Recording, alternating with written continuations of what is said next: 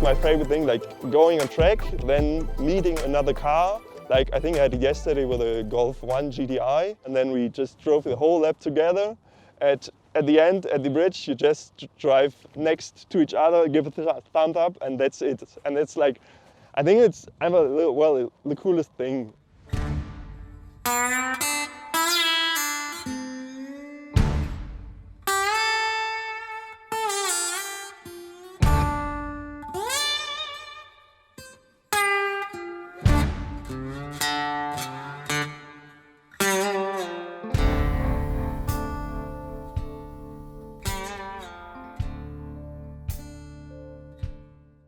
Welcome everyone to a new spotlight. Yeah. I'm still gonna call them spotlight. Is it the second one? Yeah.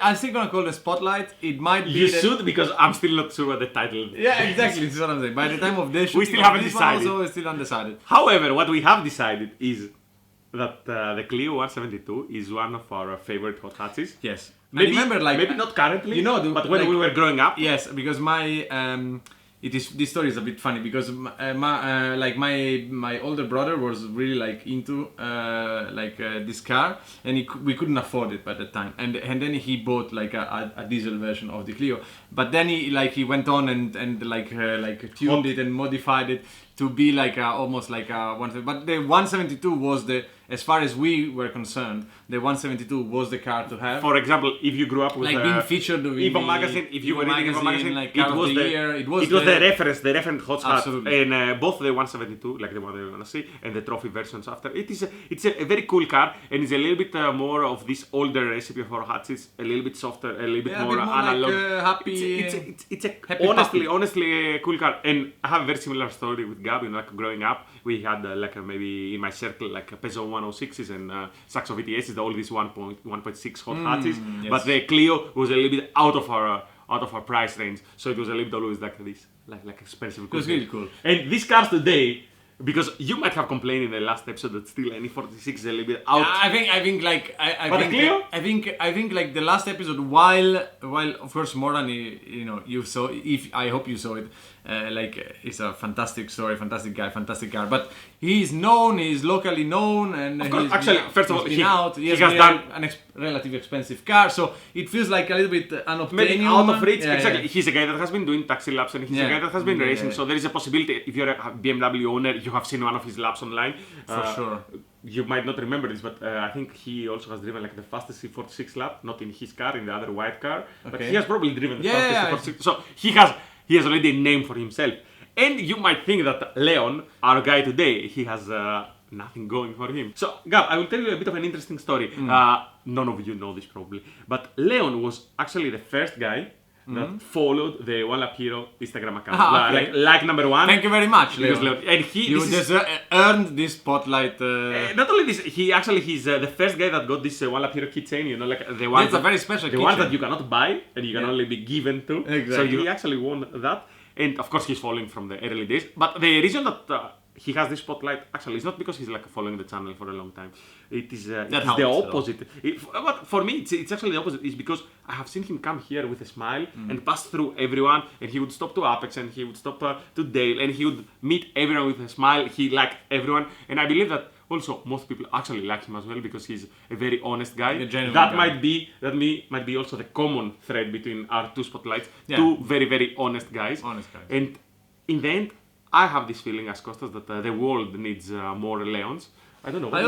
I agree that the world needs more Leons, because Leon eventually, the special thing is that he really does it because he wants to do it, because he likes it for himself, because he has a passion for it. So like if tomorrow they would shut down the internet, Leon would still come here and would still drive, and he would still work on his car. And how many people do you know in your life that do things, including driving cars and including having project cars, only because all this platform, if it wasn't to be served, if they didn't have the photos and the lap times, exactly, and the videos and probably they wouldn't do it. Yeah. So like Leon, I would imagine Leon coming here in the 1980s or whatever, like when nobody knew and nobody cared about the Nordschleife, he would still come here. And this is why Leon is our second spotlight. Enjoy it, and we're gonna see you next in the next time. one.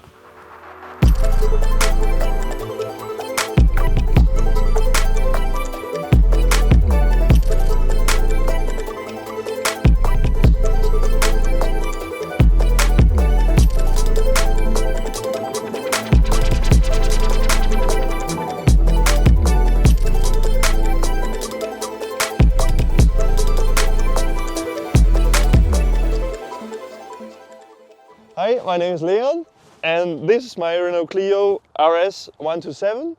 It's actually my first car. I bought it like 6 years ago, and I always wanted like a special car to be my first car, so I waited a bit longer to buy it and really looked for a good one, or just for a good one for the track. So I found this one in the Netherlands and just bought it completely stock with the intention to build it for the ring or just other racetracks. And well, in the end, like I planned to have it as a, well, kind of cheap Ringtool, but well, things escalated a bit. So I started modifying it with like just getting every like seats out and everything to get it like as light as possible without spending money on it. Then like putting Bilsteins on it. And then I drove it for 1 year on the track, actually doing like my first laps and first experience on a racetrack. Did 2 track days here and really enjoyed the car. And then decided to just well, put it in the garage and build it. I actually planned it to do it in like, well, 1 winter, but well, it's always like with a project car, it's ended up being like 1.5 years and being a very long time. But yeah, well, in the end, it's, well, I put like cage and seats and everything in it, like really safety gear, like just to be safe and feel safe. And like, well, engine is stock, but well, stock is like 170 horsepower, so I think I'm now at like 900 kilos, so it's like really okay, and you don't need that much power in this car. It's very fun, and I think it would be very fun without many of the parts, but then I also like building the car, so yeah, it was like the whole journey to get the car ready and just put parts in it and see how it got better.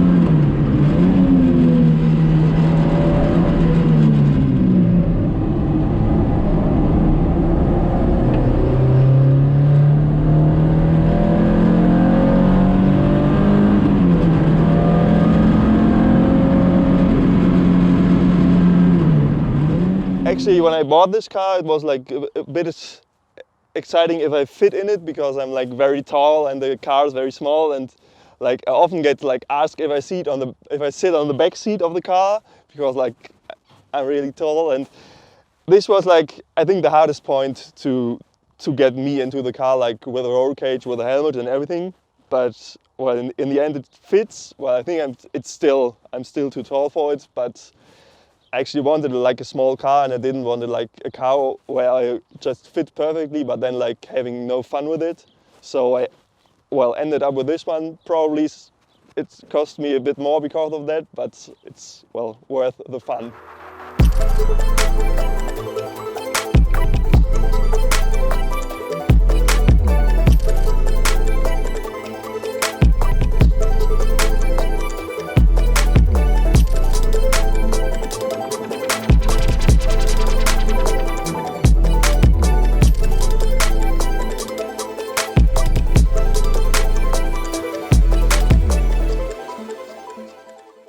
My first time at the ring was, I think, 2006 or 2007 with my father and my brother. We came back from France and just, had heard of this place, like big racetrack and everything, but that was like all we knew. So we came here and just had a look, but didn't really know what to do or where to go. So it was like, but it was a really nice experience. And then like we started like regularly going to race events or looking Touristenfahrten. I always wanted like to do the first lap with my own first car. So that was like really nice experience. I think it was like 13-14 minutes, but it was like, really nice. And then like, I think I was a week here and did my first lap on a Sunday, and then like 6 days later I did my first track day here. So doing like 30 or 40 laps in the first week of driving on a racetrack, and just enjoyed like every lap, and not only the laps, but like I think on the track day I was not only driving, but then like going out of the car and people coming to my car, or I went to different cars and just talking to the owners and just talking about cars or the racetrack or the experience you had on track. It was like really cool. So it was always like for me, like not only about like driving, but then people and like the whole Nürburgring experience. So, and I always like when I come here, I think it's like I always met new people, and it's like really cool. And sometimes they drive a Porsche, sometimes they drive a Renault, and it doesn't really care how expensive the car is. The people are nice and you can just talk to them, and it's really cool. And that's what I love about this place.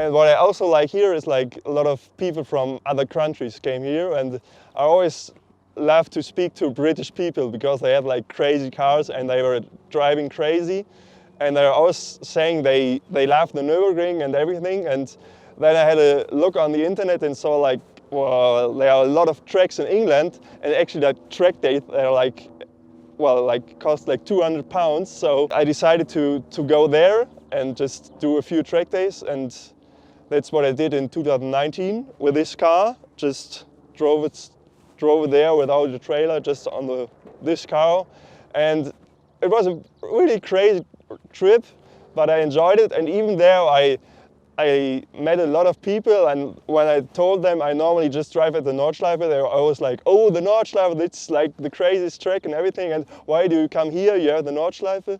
But then I was like, well, there are like a lot of cool tracks in England.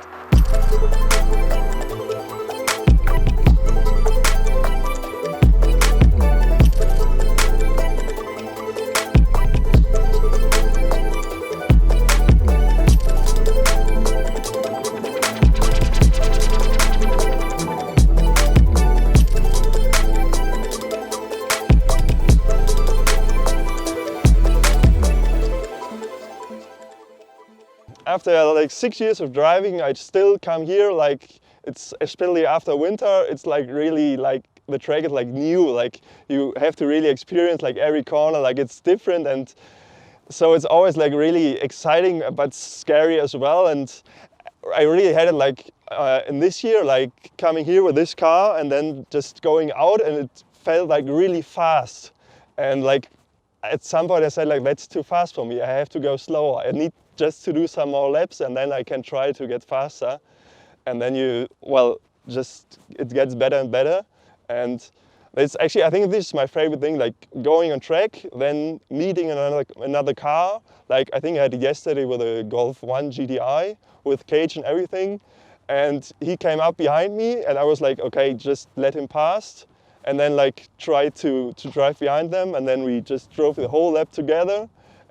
At the end, at the bridge, you just drive next to each other, give it a thumbs up, and that's it. And it's like, I think it's the coolest thing, like driving together. You don't know each other, but in the end, it's like a really cool lap.